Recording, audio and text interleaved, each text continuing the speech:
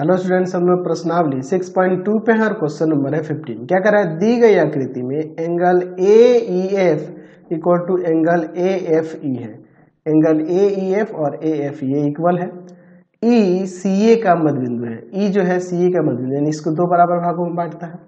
फिर आगे क्या कर रहा है कि CG समांतर है DF के। ये CG DF के समांतर है, तो सिद्ध करना है कि BD by CD BF by CE के इक्वल होगा।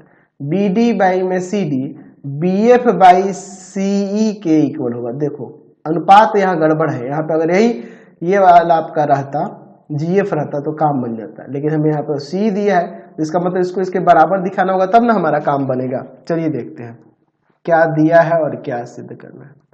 दिया है कि एंगल AEF बराबर है एंगल AFE के तथा E CA का मध्य बिंदु है।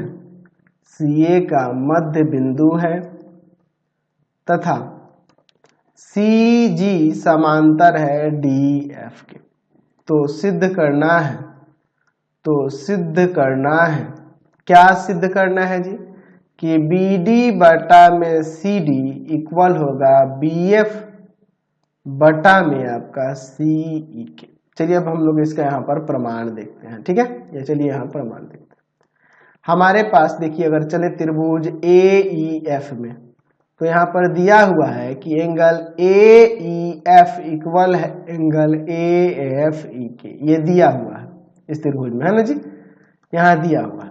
तो जब ये कोण बराबर दिए हैं तो ये भुजाएं भी बराबर होगी, यानी कि यहाँ पे AE जो होगा बराबर हो जाएगा AF के। हम लोग कैसे लिख सकते हैं कि समान कोणों की सम्मुख भुजाएं, समान कोणों की सम्मुख भुजाएं हैं, इसलिए बराबर होगी, ठीक है, बराबर होती हैं। चलिए अब इसके बाद देखिए, चूंकि E CA का मध्य बिंदु है, ये दिया है, तो जब ये मध्य बिंदु है तो इसका मतलब यहाँ पे लिख सकते हैं कि ये जो CE होगा ना वह AE के इक्वल हो जाएगा। तो इन दोनों से हमें क्या एक कंक्लूजन निकला? चाहे इसे समीकरण 1 ले लो, इसे समीकरण 2 ले लो। फिर देखो अब इसके बाद यहाँ देख रहे हैं कि चूंकि CE जो है CA का मध्य बिंदु है तथा ये EF जो है ना, EF समांतर होगा CG के। क्यों होगा? क्योंकि हमारे पास ये दिया है ना कि CG समांतर है DF के, तो ये चीज हो जाएगा। इसका हाफ ये वाला भी पार्ट इसके समांतर हो जाएगा। अच्छा, ये मध्य बिंदु है और ये इसके समांतर होता है। FAG का मध्य बिंदु नहीं हो जाएगा कि नहीं? यहाँ लिख सकते हैं ना। तो यहाँ पर अब लिख सकते हैं कि मध्य बिंदु प्रमेय के विलोम से, मध्य बिंदु प्रमेय के विलोम से क्या हो जाएगा? यहाँ पर FAG का मध्य बिंदु है, यानी कि इसका मतलब कि AF जो होगा वो इक्वल हो जाएगा GF के। इसको समीकरण 3 है। अब इन तीनों समीकरणों से क्या होगा? समीकरण 1, 2 तथा 3 से हमने ऊपर समीकरण 1 में दिखाया है कि ये AE और AF इक्वल है, लेकिन AE देख रहे हैं कि CE के इक्वल हो जा रहा है और AF जो है AF वो किसके इक्वल हो जा रहा है? GF के इक्वल हो जा रहा है। तो यानी कि अब इसका मतलब AF यहाँ पे GF के इक्वल हो जाएगा, तो AF हटा के GF लिख देंगे, या फिर आप सबको एक दूसरे के बराबर लिख दो। AE बराबर AF इक्वल टू में C इक्वल टू में GF हो जाएगा। अब देखिए हमारे पास चूंकि दिया हुआ है कि CG जो है ना समांतर है DF के, ये दिया है, तो यहाँ लिख सकते हैं कि BD बटा में CD यहाँ BF बटा में GF के इक्वल होगा थेल्स प्रमेय से, है ना जी। अब यहाँ से काम करते हैं, यहाँ पर GF हटाकर C लिख लेते हैं क्योंकि इक्वल है ना जी। तो BD बटा में CD इक्वल टू में BF और बटा में CE हो जाएगा। यही ना हमें प्रमाणित करना था, हमने करके दिखा दिया। चलते हैं नेक्स्ट क्वेश्चन पे। नेक्स्ट क्वेश्चन देखते हैं 16 नंबर। दी गई आकृति में ABE त्रिभुज जो है ACD त्रिभुज के सर्वांग सम है। तो हमें दिखाना है कि ये ADE समरूप होगा त्रिभुज ABC के। चलिए देखते हैं। दिया है त्रिभुज ABE सर्वांगसम है त्रिभुज ACD के, तो सिद्ध करना है कि त्रिभुज ADE समरूप होगा त्रिभुज ABC के। तो एक तो एंगल उभयनिष्ठ मिल जाएगा, एंगल A। दूसरा चीज हम लोग इस सर्वांग समता से देखेंगे। चलिए इसका प्रमाण देखिए। हमारे पास त्रिभुज ABE सर्वांगसम दिया है त्रिभुज ACD के, ये हमारे पास दिया है। तो हम लोग जब सर्वांगसम दिया है तो CPCT से यहाँ पर चाहो तो AB इस AC के इक्वल लिख सकते हो, है ना। और इसमें आप AE लिखना चाहो, इसमें का AE इसके AD के इक्वल लिख सकते हो, बिल्कुल लिख सकते हो ना जी। चलिए कैसे होगा, CPCT से, corresponding parts of congruent angle से। इसको डिवाइड में लाओ, AB by AC equal to 1 और यहाँ AE by AD equal to में 1, ठीक है ना जी। या फिर इसे आप एक काम करो, इसको उधर लेके चले, यानी कहने का मतलब है कि हम लोग वहां AD और AE का अनुपात ले लेते हैं, तो AD बाई AE भी वही होगा 1, होगा ना जी। तो इन दोनों से हम लोग लिख सकते हैं कि AB by AC equal to में AD बाई AE, ठीक है। यहाँ पे देखिए त्रिभुज ABC में AB बाई AC और इसमें देखिए, देख लीजिए AD बाई AE हो रहा है ना जी।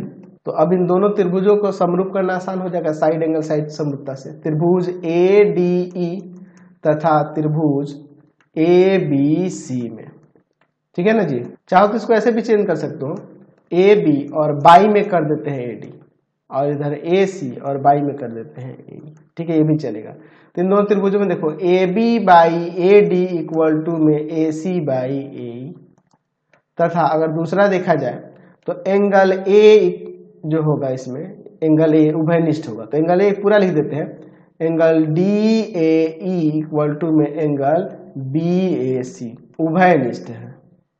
उभयनिष्ठ है दोनों त्रिभुजों में, है ना। एंगल A उभयनिष्ठ है, तो ये त्रिभुज समरूप नहीं हो जाएगा, त्रिभुज ADE समरूप हो जाएगा त्रिभुज ABC के साइड एंगल साइड समरूपता से, ठीक है ना जी। हमने समरूप करके दिखा दिया। चलते नेक्स्ट क्वेश्चन देखते हैं 17। यदि किसी समलंब चतुर्भुज के विकर्ण एक दूसरे को 1:2 के अनुपात विभाजित करते हैं तो इनकी समांतर भुजाओं का अनुपात 1:2 होगा, ये हमें साबित करना है। तो चलिए मैं एक समलंब चतुर्भुज ले लेता हूं पहले, ठीक है। यहाँ पर मैं समलंब चतुर्भुज ले लेता हूँ, ठीक। इनके विकर्णों को भी मिला देता हूँ और मान लेता हूँ कि वो बिंदु O पर एक दूसरे को काटते हैं। इनका नाम दे दीजिए A, B, C और यहाँ पे D दे देते हैं, ठीक है ना जी। चलिए हमारे पास क्या दिया है, हम लोग यहाँ मान लेते हैं कि माना है, दिया तो नहीं था, माना ABCD एक समलंब है, समलंब चतुर्भुज है, समलंब चतुर्भुज है। अच्छा, और क्या दिया है, जिसमें एक भुजा का युग्म समांतर लेना होगा ना, AB समांतर है DC के। विकर्ण AC तथा BD एक दूसरे को बिंदु O पर काटते हैं, ठीक है ना जी। ऐसा हम लोग मान लेते हैं, है ना। जिसमें यहाँ पर देखिए एक और चीज दिया है कि OA और OC का अनुपात जो है ना वह 1:2 है। तो सिद्ध करना है इसके समांतर भुजाओं का अनुपात, यानी कि AB का और हमें CD या DC लिख सकते हैं, CD का अनुपात जो है वो 1:2 दिखाना है। चलिए अब इसके बारे में देखते हैं, इसका प्रमाण हम लोग लेते हैं त्रिभुज AOB तथा त्रिभुज COD में। इन दोनों त्रिभुजों को लिखिए। यहाँ पर एंगल OAB इक्वल टू में एंगल OCD हो जाएगा, यह वाला कोण बराबर होगा एकांतर अंतः कोण के युग्म है ये, क्योंकि AB समांतर है ना DC के, तो एक अंतर अंतः कोण के युग्म है तो ये बराबर हो जाएंगे। ठीक है। दूसरा एंगल AOB इक्वल टू में एंगल COD, शीर्षाभिमुख कोण से ये हो जाएगा, शीर्षाभिमुख कोण से ये बराबर हो जाएगा। ठीक है ना जी। चलिए, तो यहां से त्रिभुज AOB समरूप हो जाएगा त्रिभुज COD के एंगल समरूपता से, है ना जी। एंगल समरूपता से ये समरूप हो जाए। तो हम लोग पढ़े हुए कि अगर दो त्रिभुज समरूप हो तो उनके संगत भुजाओं का अनुपात बराबर है। तो लिख सकते हैं कि दो समरूप त्रिभुजों के संगत भुजाओं का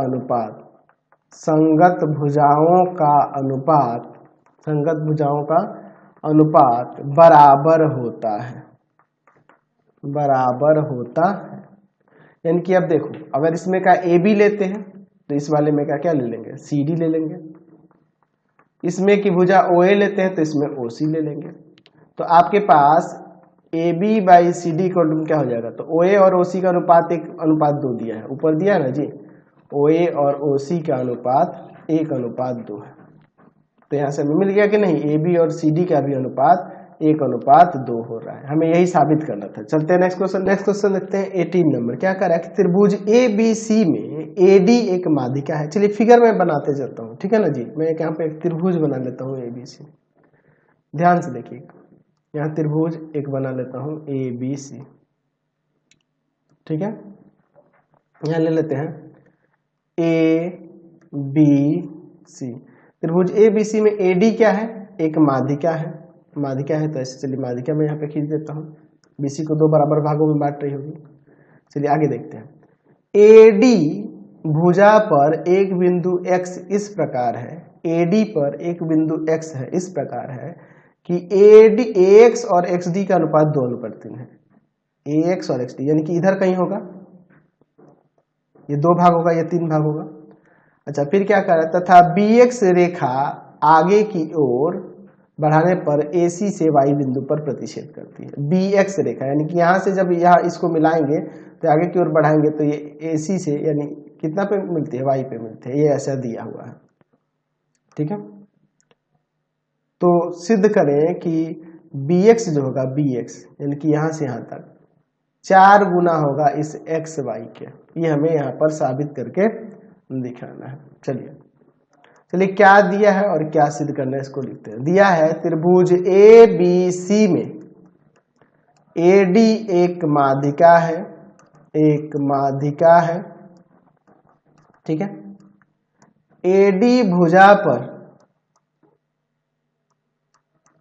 बिंदु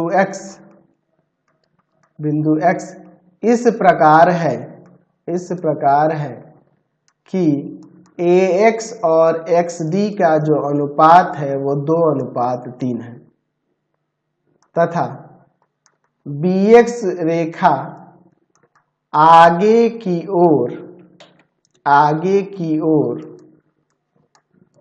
बढ़ाने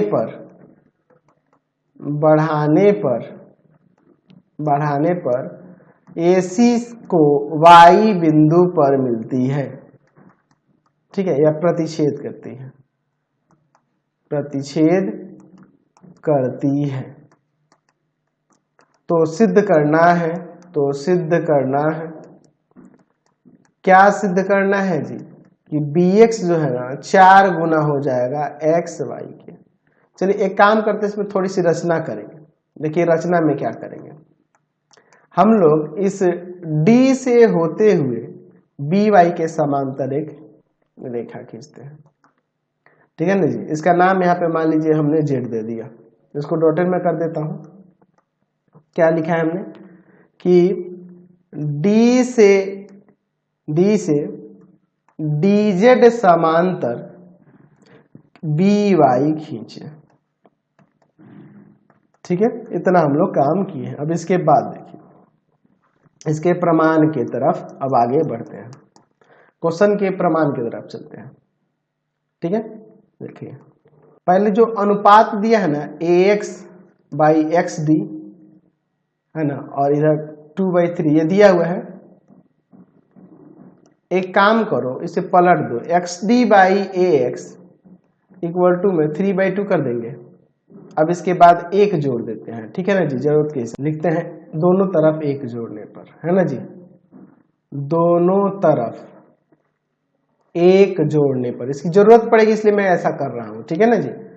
x D by A X plus 1 equal to 3 by 2 plus 1, ठीक है। इधर एलसीएम ले लेंगे A X, X D plus का ए एक्स इक्वल टू में हो जाएगा यहाँ पे 2 एलसीएम 3 प्लस का 2, यानी कि एक्स डी और ए एक्स मिलके देखिए क्या हो जाएगा, ये एक्स डी और ए एक्स मिलके ये ए डी हो जाएगा और बाई में ये ए एक्स इक्वल टू में 5/2। तो चाहो तो आप ऐसे लिख सकते हो कि नहीं कि A X by A D equal to में 2/5, ठीक है। अब इसके बाद हम लोग आगे देखते हैं, हमारे पास चूंकि रचना से ये जो dz है, dz ये समांतर हो गया है by के रचना से, तो जब ये समांतर हो गया है तो अब इसके कारण इस त्रिभुज को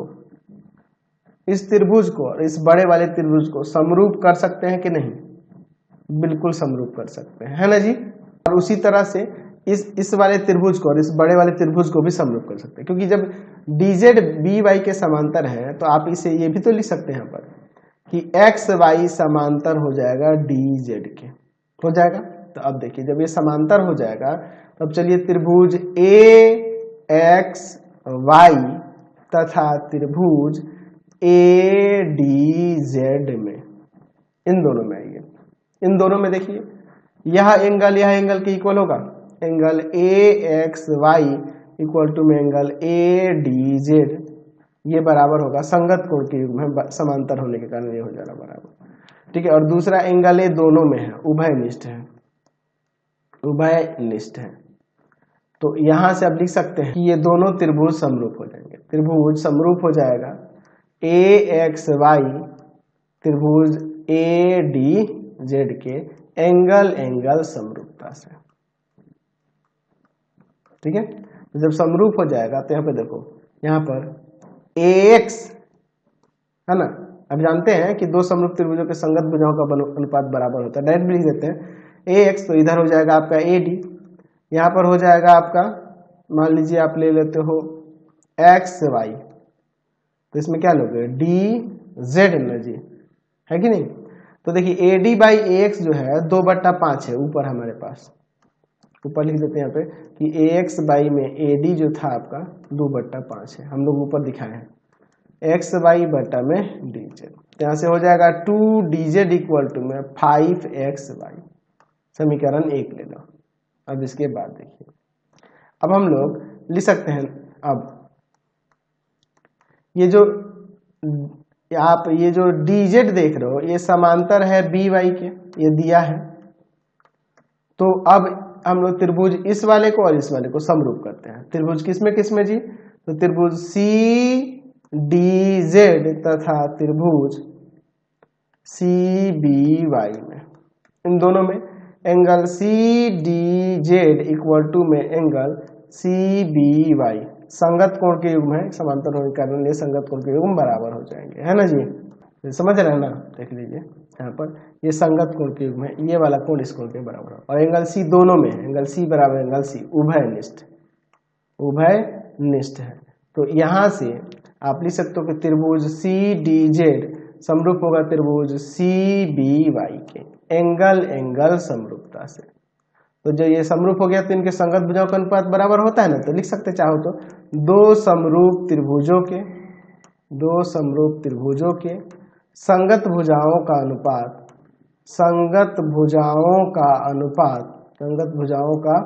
अनुपात बराबर होता है, ठीक है ना जी, बराबर होता है। यानी कि अगर आप इधर लेते हैं, इधर ले लीजिए, देखिए इस त्रिभुज में आप ले लो, यहाँ पर आप ले लो इसमें DZ और इसमें ले लो आप DZ लिए तो इसमें कौन सा लेंगे BY इक्वल टू में इसमें आप ले लेते हैं इस DC को या CD को, तो इसमें क्या ले लेंगे BC को, चूंकि D BC का मध्य बिंदु है, तो यानी कि ये जो आपका BC होगा वह 2 गुना होगा कि नहीं CD का, बिल्कुल हो जाएगा। तो DZ बटा में BY इक्वल टू में यहाँ पे क्या लिख सकते हैं, CD की जगह पे क्या हो जाएगा, CD ही रहने दो और BC की जगह पे 2CD हो जाएगा, ये 1/2 आ जाएगा। तो यहाँ से आपका 2DZ इक्वल टू में BY हो जाएगा। समीकरण 1 में 2DZ किसके इक्वल है, 5XY के इक्वल है, तो 5XY लिख देते हैं।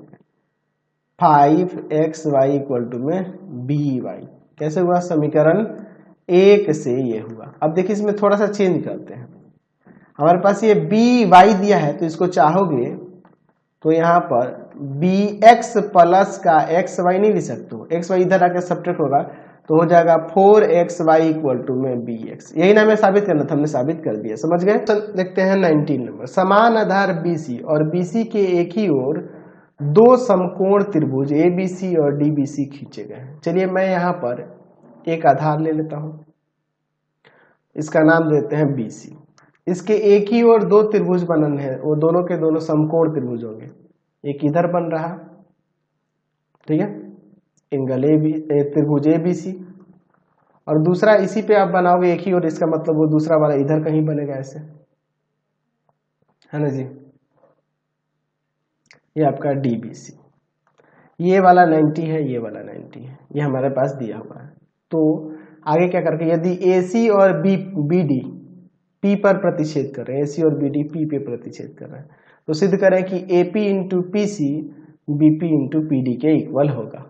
चलिए देखते हैं दिया क्या है और क्या सिद्ध करना है। दिया है समान आधार BC के एक ही ओर 2 समकोण त्रिभुज ABC तथा त्रिभुज DBC है। AC तथा BD बिंदु P पर प्रतिच्छेद करते हैं,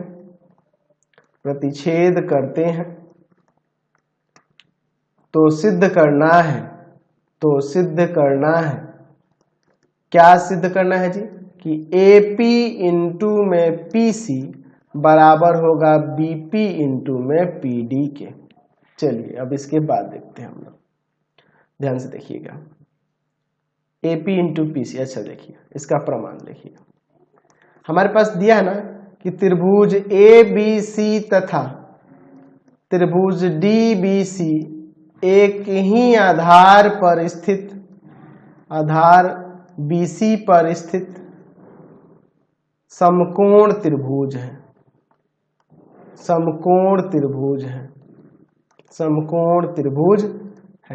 जब ये समकोण त्रिभुज है तो इसका मतलब कि एंगल ABC 90 होगा और एंगल DCB भी 90 होगा ना जी। तो जब ये 90 होगा तो इसका मतलब यह है कि आप लिख सकते हैं कि AB लंब है BC पर और DC लंब है BC पर। तो एक ही रेखा पर 2 रेखाएं लंब हो तो आपस में समांतर हो जाएगी ना, इसलिए AB समांतर हो जाएगा DC के। अब चलते हैं त्रिभुज APB तथा त्रिभुज DPC में। APB और C लेंगे ना जी, CPD में देखिए, क्योंकि APB लिए हैं तो यहाँ CPD लिखेंगे, क्योंकि ये कोण इस कोण के बराबर होगा, ये कोण इस कोण के बराबर, इसलिए ऐसा ले रहे हैं, है ना जी। संगत भागों के हिसाब से चलना होगा। एंगल APB इक्वल टू में एंगल CPD हो जाएगा। एक शीर्षाभिमुख कोण है, ये वाले शीर्षाभिमुख कोण है ना, शीर्षाभिमुख कोण है तो बराबर हो जाएंगे, ठीक है। दूसरा आप देखिए क्या हो जाएगा। दूसरा हम लोग ले सकते हैं एंगल PAB इक्वल टू में एंगल PCD एकांतर अंतःकोण के युग्म होंगे। समांतर है ना ये इसके, इसलिए एकांतर अंतःकोण के युग्म है। क्यों? क्योंकि यहाँ पे ऊपर दिया ना कि ये भी समांतर है DC के। तो यहाँ से त्रिभुज APB समरूप हो जाएगा त्रिभुज CPD के एंगल समरूपता से। एंगल एंगल समरूपता से समरूप हो जाएगा। तो जब त्रिभुज समरूप हो गए तो इनके संगत भुजाओं का अनुपात बराबर नहीं हो जाएगा। लिख सकते हैं कि दो समरूप त्रिभुजों के संगत भुजाओं का अनुपात बराबर होता है, ऐसा हम लोग यहाँ पे लिख सकते हैं। तो जैसे इसमें आप AP लिखते हैं तो इसमें आपका क्या हो जाएगा, आपका PC हो जाएगा, या CP भी लिख सकते हैं। इक्वल टू में अब देखिए इस त्रिभुज के अंदर अगर हम लोग ले लेते हैं आपका क्या ले लेते हैं, BP, तो इसमें लेना होगा आपका क्या, PD। तो यहाँ AP इंटू में PD इक्वल हो जाएगा PC इंटू में BP के। ये होगा, आपके बुक में गलत दिया है उसको सुधार लेना, जो साबित करने वाला है ना उसमें गलत दिया हुआ है, उसको आप वहां से सुधार लेंगे।